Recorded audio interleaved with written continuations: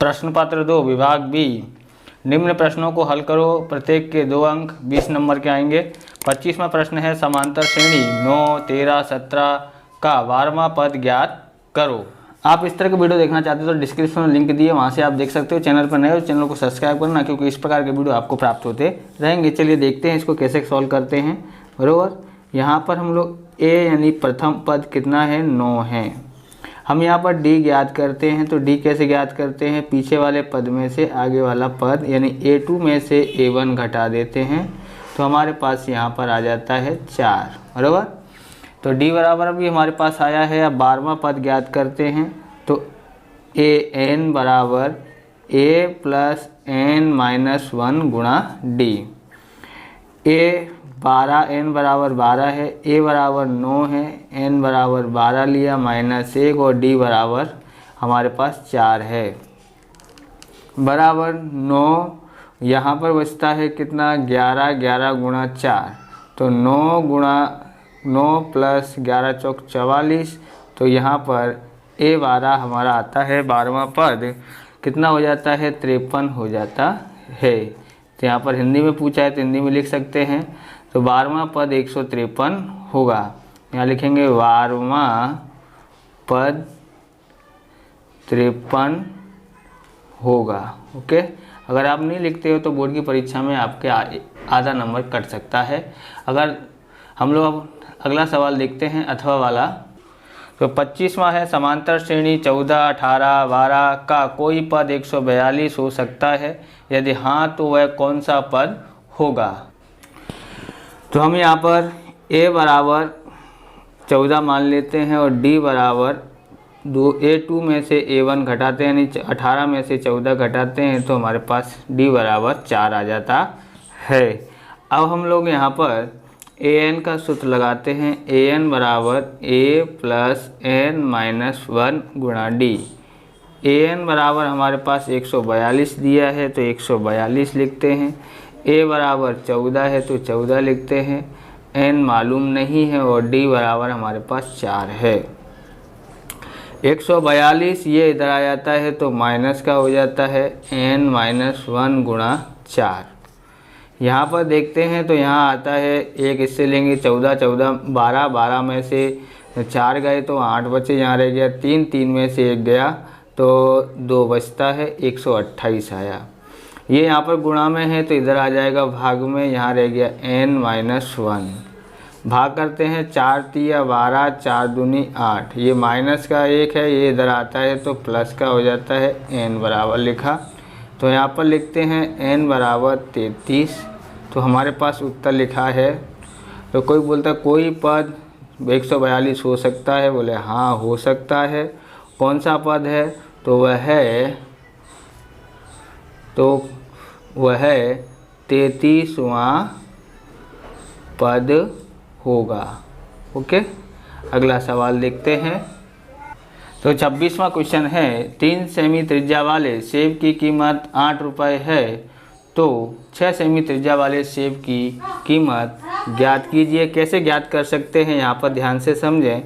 तो यहाँ पर हम लोग के पास 2 त्रिज्याएँ हैं, R1 और ये हो गई R2। बराबर, 2 सेब हैं, 2 सेब की हमको कीमत निकालने की है। एक की दी है, एक की निकालनी है। तो यहाँ पर निकालते हैं, 3 सेमी वाले सेब का आयतन, सेब गोल प्रकार का है, गोलाकार है, इसलिए गोले का आयतन निकालते हैं। घनफल और आयतन एक ही होता है। 4/3 पाई r की घात 3। तो यहाँ पर देखेंगे 4/3 लिख लिया हमने, पाई की कीमत लिखे रहने देना है और r बराबर कितना लेना है, 3 घात है इसलिए को 3 बार लिख देते हैं। ये 3 से ये 3 कट जाता है, हमारे पास यहाँ आता है 3 त्रिक 9, 9 चौक 36 पाई आ जाता है। बराबर, इसको बोलते हैं सेमी की घात 3। ओके, ऐसे ही 6 सेमी वाले सेब का आयतन बराबर 4/3 पाई आर की घात 3 है, आपके पास सूत्र है, तो 6 कितनी बार लिखेंगे, 3 बार लिख देते हैं। इससे ये कट जाता है, कितना आ जाता है यहाँ 3 दूनी 6। अब हम यहाँ पर गुणा करते हैं तो 6 दूनी 12 और 6 6 36 दूनी 72, 72 का गुणा 4 से करते हैं तो 288 पाई आ जाता है। यहाँ पर लिखते हैं सेमी की घात 3। अब लिखते हैं यहाँ पर कि 36 पाई सेमी की 3 घात के सेव की कीमत बराबर कितनी है, तो यहाँ पर हमारे पास है 8 रुपये। ओके, तो हमारे पास कितना है 288 पाई सेमी की 3 घात सेव की कीमत क्वेश्चन मार्क, ये क्रॉस गुणा हो जाएगा, 288 गुणा 8 बट्टे में 36 आ जाता है। यहाँ भी पाई है, सॉरी हाँ ये भी पाई है, 36 पाई, तो यहाँ पाई है, इससे से पाई कट गया और 36 से भाग देते हैं तो हमारे पास 8 आता है। तो हमारे पास आ गया 8 अट्ठे 64, तो रुपये 64 रुपये कीमत होगी। अब हम आगे करते हैं। 42 सेमी व्यास वाले वृत्त की परिधि और क्षेत्रफल ज्ञात कीजिए, अथवा वाला 26वां है। तो यहाँ पर हम लोग इसको सॉल्व करते हैं। सबसे पहले हम लोग त्रिज्या ज्ञात करते हैं, यानी कि आर बराबर व्यास बट्टे में 2। व्यास कितना है 42 बट्टे में 2, 2 दूनी 4, 2 एकन 2, यानी 21 सेमी आया। वृत्त की परिधि यानी कि परिमाप, क्या बोलते हैं इसको, परिमाप बोल सकते हैं।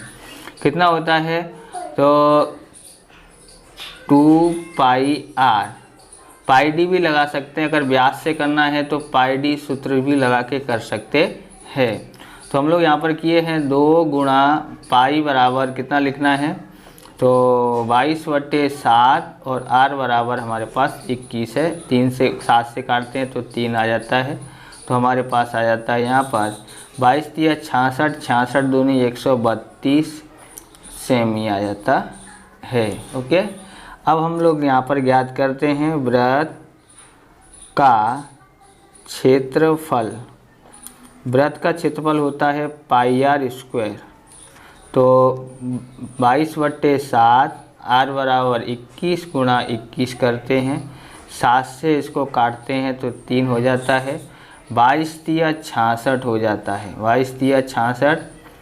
अब 21 का पाड़ा पढ़ते हैं, 21 छिक्का 126, हासिल आई 12 बराबर, 21 छिक्का 126 और 12 जोड़ देते हैं तो यहाँ आ जाता है 8, यहाँ आ जाता है 3, यहाँ 1, कितना हुआ 138 यहाँ लिखते हैं, यानी 1386 आ जाता है।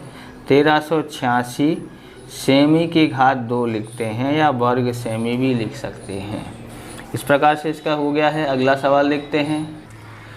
27वां प्रश्न, एक सिक्के को एक बार उछाला जाता है तब पट प्राप्त कर सकें, इसकी प्रायिकता क्या होगी। तो हम यहाँ पर लिखते हैं सबसे पहले कुल परिणाम। तो कुल परिणाम हमको मालूम है कि अगर एक बार उछालते हैं तो या तो चित आएगा या तो पट आएगा, बराबर। चित आएगा तो वो पट आने की कितने हैं पहलू हैं, 2 पहलू हैं एक सिक्के के, तो इसलिए कुल परिणाम 2 आते हैं। अब हम यहाँ पर लिखते हैं घटना ए। घटना ए में क्या लिखा है, पट आए। घटना ए के परिणाम कितने हैं, 1, इसलिए पी ए बराबर घटना ए के परिणाम बट्टे में कुल परिणाम कितने हो जाते हैं। तो यहाँ पर हम लोग लिखेंगे तो इसका 1 है, कुल परिणाम 2 है, इसके लिए इसका आंसर ये 1/2 आता है। ये है 28वां सवाल। यदि PE बराबर 0.001 हो तो PE नहीं की प्रायिकता क्या होगी। तो हम इसकी प्रायिकता क्या नहीं है, E की नहीं प्रायिकता ज्ञात करते हैं। तो सबसे पहले आपको मालूम ही है कि PE प्लस PE नहीं की प्रायिकता कितनी होती है, टोटल 1 होता है, दोनों का टोटल। अब हमको यहाँ पर मालूम है इसकी कीमत कितनी है, 0.01 है, और इसकी हमको मालूम नहीं है। ओके, तो अब हम यहाँ पर लिखते हैं बराबर, अब PE नहीं बराबर 1, ये उधर जाता है तो ये माइनस का हो जाता है। अब PE नहीं ज्ञात करते हैं तो यहाँ पर कैसे घटा सकते हैं, तो 0.000, क्योंकि 3 आंकड़े हैं इसलिए लिखते हैं 0.001 लिखते हैं।